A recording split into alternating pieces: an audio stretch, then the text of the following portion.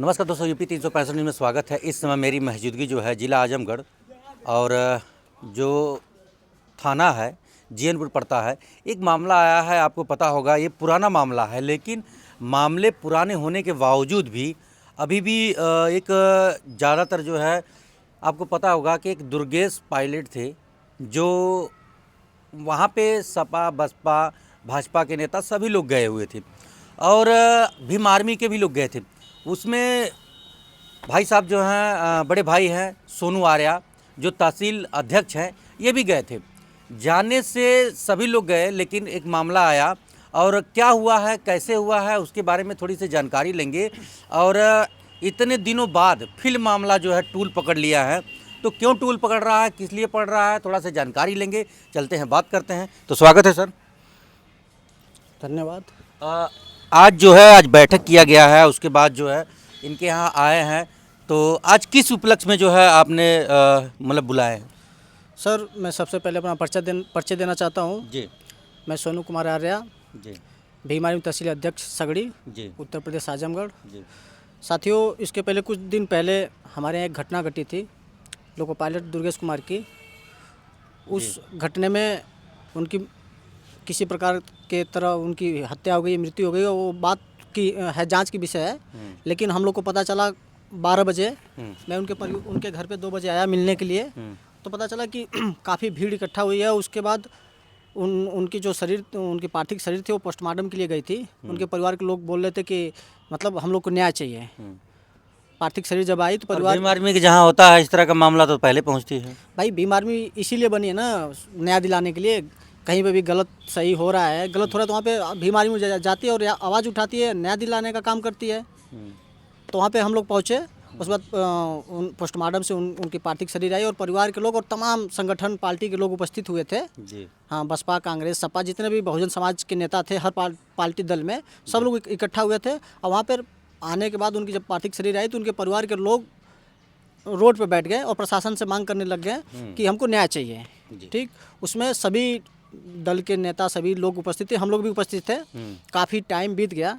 Time बीतने के बाद प्रशासन उस धरने को ख़त्म करवाने लगी, लेकिन परिवार के लोग बोले नहीं, एसपी साहब जब आएंगे तब धरना ख़त्म होगा। तो 2 घंटे बाद काफ़ी जाम लग गया था उसमें। 2 घंटे बाद एसपी जी आए, जो ग्रामीण एसपी थे। मुझे लग रहा है चिराग जैन थे। चिराग जैन जी उसमें थे। हाँ, ग्रामीण एसपी। तो वो आए और उस परिवार के लोगों से बात किए और उन परिवार के लोगों को आश्वासन दिए कि आप लोग को न्याय मिलेगा। उसके बाद उस धरने को ख़त्म कर दिया गया। वहीं पे उपस्थित बीएसपी के जिला अध्यक्ष जी थे और जिला अध्यक्ष जी एसपी साहब से बात किए कि सर, यदि हम लोग धरना ख़त्म कर रहे हैं तो किसी के ऊपर कोई एफआईआर तो नहीं होगा। तो एसपी साहब जी ने बोला, तो वीडियो भी है। हाँ, उसकी वीडियो है जी। एसपी साहब जी ने बोला कि हाँ, कि नहीं, किसी के ऊपर कोई एफआईआर नहीं होगा, आप लोग धरना शांतिपूर्वक ख़त्म कर दीजिए। शांतिपूर्वक धरना ख़त्म हो गया, सब अपने अपने घर चले गए। जैसे जो कार्यक्रम था जो आगे बढ़ा, उसके बाद 2 दिन या अगले दिन बाद ही हम लोग को पता चला कि एफआईआर हो गया। तो भाई किसके ऊपर एफआईआर हुआ, किसके ऊपर हुआ? अब 2 दिन के बाद, 1-2 दिन के बाद, कंफर्म मुझे याद नहीं, लेकिन मुझे लग रहा है 1 या 2 दिन बाद मुझे पता चला कि एफआईआर हो गया। तो मुझे लगा भाई होगा एफआईआर, तमाम लोग थे, किसी न किसी छोटी धाराओं में एफआईआर करके भाई होगा जो मामला। हाँ, मामला कुछ सिर बढ़ाया जाएगा। लेकिन उसके कुछ दिन बाद, मतलब अगले 2 दिन बाद मुझे उसकी लिस्ट मिली कि मेरा भी नाम उसमें है। तो मैं बोला चलिए भाई, अब इतने लोग थे उसमें मेरा भी नाम हो गया होगा, तो मैं उसमें बहुत सीरियस नहीं हूँ। लेकिन मेरे पास जब लिस्ट आई तो मैं देखा उसमें सबसे ऊपर मेरा नाम है और मेरे लिखा गया है भीम आर्मी के नेतृत्व में ये मैटर बनाया गया है। जहाँ तक हज़ारों की भीड़ थी, जैसे सब लोग उपस्थित थे, मैं भी उपस्थित था वहाँ पे। दलितों की बात जब होती है तो वहाँ पे जो है भीम आर्मी जाती है, चलिए ठीक है, लेकिन जो है कहा जाता है कि सपा बसपा भाजपा के नेता सभी लोग वहाँ पे उपस्थित थे और आए भी लोग थे। वहाँ पे बड़े बड़े नेता, बीएसपी के पूर्व प्रत्याशी शंकर यादव थे जी। मतलब तमाम, मैं नाम नहीं लेना चाहता हूँ, गलती से नाम ले लिया हूँ, नाम नहीं लेना चाहता हूँ। वहाँ पे तमाम नेता थे, वर्तमान विधानसभा अध्यक्ष थे, महाप्रधान थे, प्रधान थे, तमाम मतलब जिला अध्यक्ष थे, हर पार्टियों के, मतलब छोटे मोटे बड़े सब नेता थे वहाँ पे। ठीक, उसके बाद मैं जब वो लिस्ट देखा तो मैं हैरान हो गया कि इतने बड़े बड़े नेताओं के बीच में सबसे ऊपर मेरा नाम और मेरे नेतृत्व में दिखा के ये एफआईआर करके ये मुकदमा दर्ज किया गया है। फिर मैं सोचा चलिए ठीक है कोई बात नहीं है, उनके परिवार को किसी तरह न्याय मिल जाए। उसके बाद एफआईआर है भाई, चलिए ठीक है जो भी मुकदमा है सरकार की है। फिर उसके बाद हम लोग, हमारी भीम आर्मी की टीम, जिले की और मंडल की टीम और लीगल सेल की टीम जाके एसपी साहब से हम लोग मिले। एसपी साहब जी ने बोला कि कोई बात नहीं है, कुछ दिन बाद ये मुकदमा खत्म हो जाएगा, आज के बाद इस कभी ऐसे धरने के बीच में मत जाना। मैं तो आपसे बचने लग गया, कोई बात नहीं, चलिए ठीक है कि हम ऐसे धरने में हम नहीं जाएंगे। लेकिन मान लीजिए कभी किसी के ऊपर अन्याय अत्याचार हो रहा है, हम भीम आर्मी के पदाधिकारी हैं, और सबसे बड़ी बात कि हम एक इंसान है, किसी के साथ यदि गलत हो रहा है तो हम क्यों ना खड़ा हों। ठीक, मेरी तो सबसे पहले यही सोच है कि यदि किसी के साथ गलत हो रहा है तो क्यों ना मैं खड़ा हूँ, मेरे सामने यदि हो रहा है तो मैं सोचा चलिए ठीक है, एसपी साहब जी बोल रहे हैं तो भाई मैं नहीं जाऊँगा किसी धरने में। उसके बाद करते करते कुछ दिन तक बीता। उसके बाद मेरे फ़ोन पे प्रशासन का फ़ोन आने लग गया सर कि कहाँ पे हो। हाँ सर यहाँ पे हैं। अच्छा ठीक है, थाने पे आके मिल लेना। उस बाद कभी फ़ोन नहीं आता है, 15 दिन 20 दिन बीत जाता है, उसके बाद पता नहीं चलता है प्रशासन का। फिर 1-2 महीने बाद मेरे घर पे लोग भी गए थे, प्रशासन के लोग गए। प्रशासन के लोग घर पे क्यों गए थे जब मुकदमा जैसे सभी लोगों पे हुआ है और एकत्रित भीड़ को दिखाते हुए जो है धारा जो है, छोटी मोटी धाराओं में जो है उन लोगों को भी कार्रवाई करनी रहती है। देखिए उसमें सभी लोगों के ऊपर मुकदमा नहीं हुआ है, उसमें 10-12 लोगों के ऊपर मुकदमा हुआ है। वो भी जो टेम्पररी लोग हैं, जिनका कोई मतलब नहीं, वो फॉर्मेलिटी पूरा करने के लिए, मेरे पीछे दिखाने के लिए कि इनके ऊपर भी मुकदमा हुआ है। अच्छा, वो फॉर्मेलिटी दिखाने के लिए। तो मुकदमा करना रहता तो मुझसे बड़े बड़े लीडर थे, उनके ऊपर क्यों नहीं मुकदमा हुआ, क्यों मेरे ऊपर मुकदमा हुआ। दूसरी बात कि मुझे प्रशासन द्वारा, मेरे घर पे प्रशासन जाने लग गए और मुझे मतलब परेशान करने लगे, एक तरीके से कहा जाए। क्योंकि किसी के घर पे, कितने दिन की बात है ये? मुझे लग रहा है कि 15 दिन 20 दिन की बात है। अच्छा।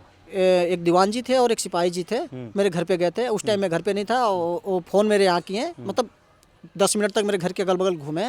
घूमने के बाद मेरे यहाँ फ़ोन किए कि कहाँ पे है। मैं बोला सर मैं हूँ नहीं।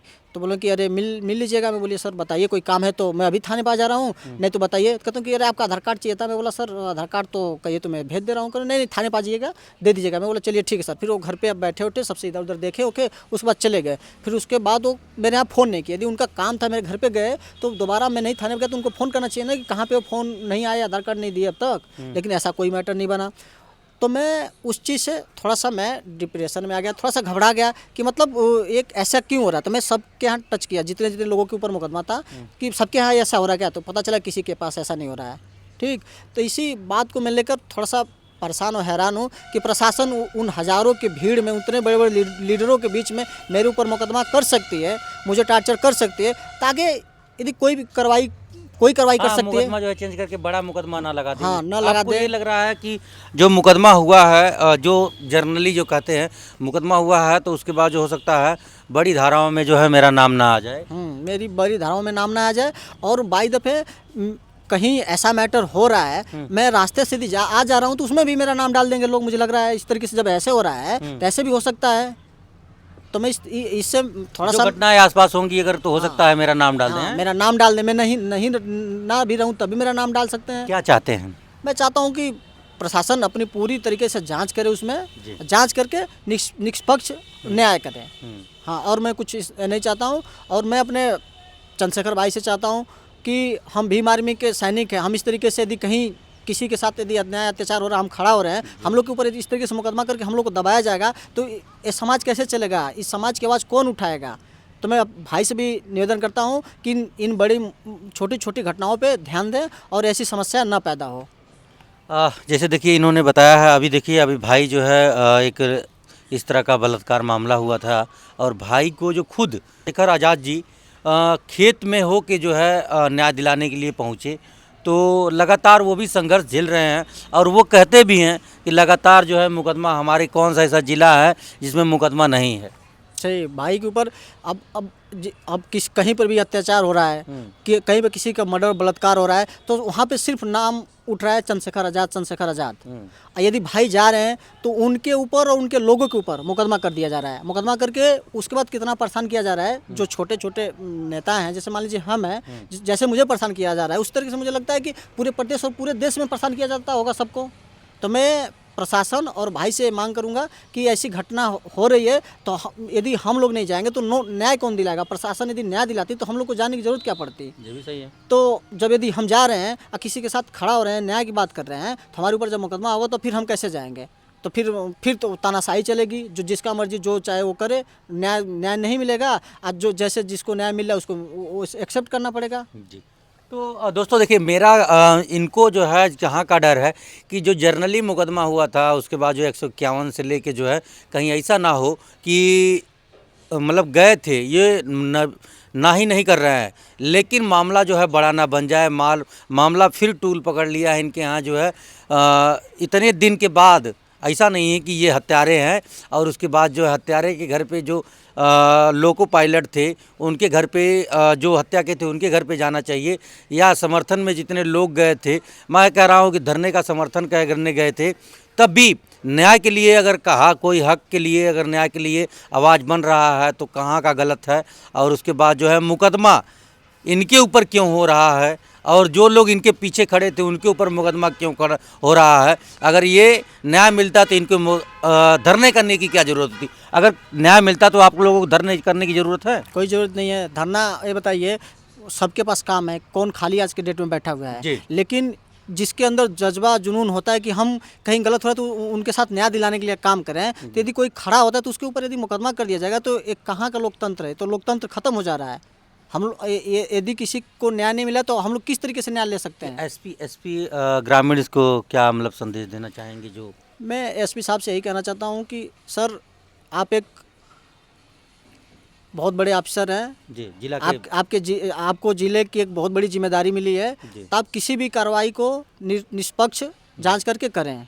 जैसे इनका कहना है कि अगर कोई भी मुकदमा हो रहा है, कोई दिक्कत नहीं, मुकदमा हो कोई दिक्कत नहीं है, लेकिन आप जांच करके जो है जो सच्चाई है उसमें मुकदमा दर्ज कराने का काम करें, कोई बात नहीं है। अगर मुकदमा सब पे हो रहा है तो हमारे पे भी हो, कोई बात नहीं है। यही ना? हाँ, और कोई बात नहीं है। और यही है कि उस परिवार को न्याय नहीं मिला, उसके बाद जो उनके समर्थन में खड़ा थे उनके ऊपर मुकदमा करके उनको परेशान किया जा रहा है। आज ये भीम आर्मी को दबाने का काम किया जा रहा है। देखे होंगे एक पत्रकार थे, उनके ऊपर जो है लोको पायलट के उन्होंने बोला था और रौना पार में जो है मुकदमा भी दर्ज करवाए थे। तो ये सारी चीज़ें हैं और इस तरह का माहौल नहीं बनना चाहिए, क्योंकि जो समाज में चलता है, अगर मुकदमा लगा के सरकार की तरफ से, पुलिस प्रशासन की तरफ से अगर दबाने के आवाज़ों की बात हो तो वो समाज में कैसे चलेगा। तो वीडियो में बने रहिएगा, प्रयास करके दिखाएंगे। कैमरामैन जितेंद्र जी के साथ श्रीकांत सिंगड़िया। जय हिंद।